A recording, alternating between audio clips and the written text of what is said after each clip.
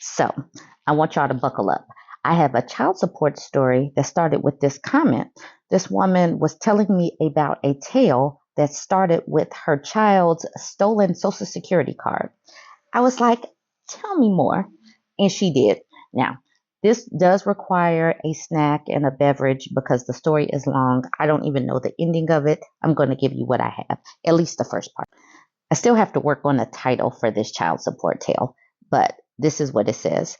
Like I stated in the comments, it all started with my son's Social Security card mysteriously missing directly after he visited my son for the first time when he was 3 months old. 4 months later, I got a random call from a man asking to speak to my son. When I asked why, he says, "Your son is behind on rent and no longer answering my calls." During this time, which I wasn't aware of, he had also applied for social services and using his Social Security card, making the claim that he was the custodial parent as the whole storm was brewing that I didn't know about until shortly after this incident. So I'm on the phone telling this guy that he has the wrong person, that my son was only 7 months old. He doesn't believe me and begins telling me that he needs to either receive payment from my son immediately or he was going to start the eviction process. We go back and forth for a bit, me telling him he has the wrong person. My son isn't the guy he's looking for.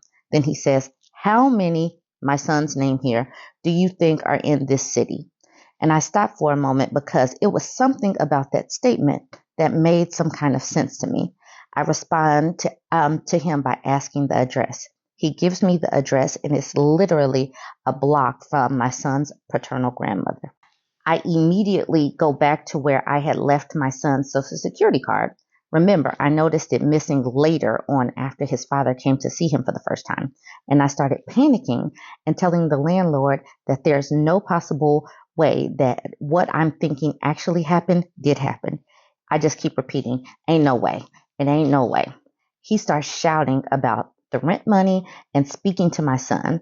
And I ask him if the number he called me on is the one I can reach him at later. He says yes, and I disconnect the call. Now, in this moment, my heart is pounding.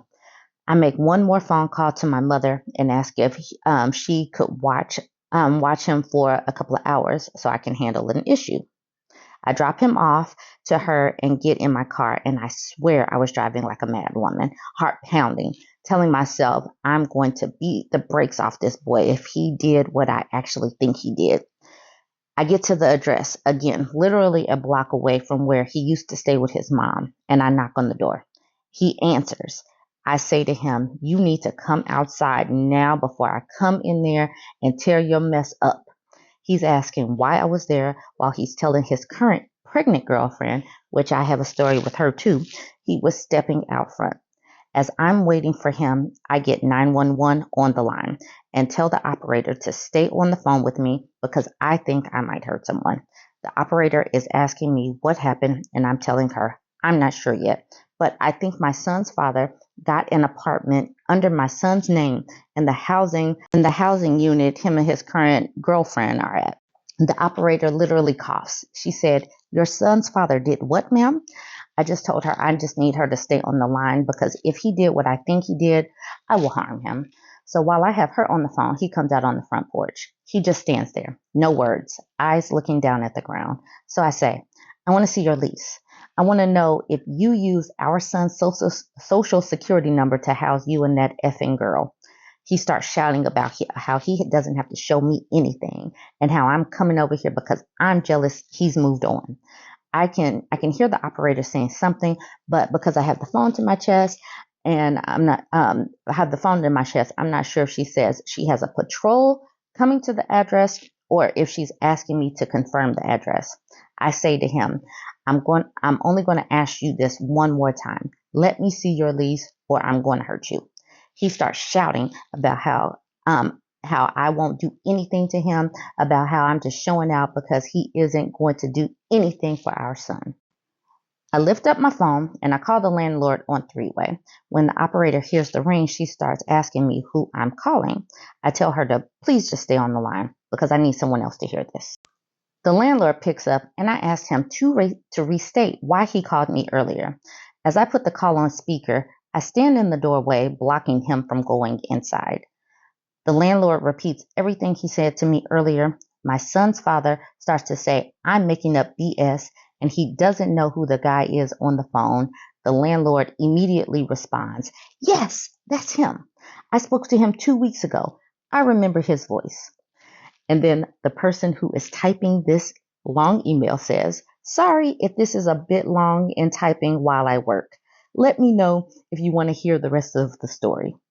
Y'all, she asked me if I wanted to hear the rest of the story. She got to the point where we don't even know, does the landlord come? Does it get resolved? Who knows? I guess we will all stay tuned in because, yes, I told her I was deeply interested.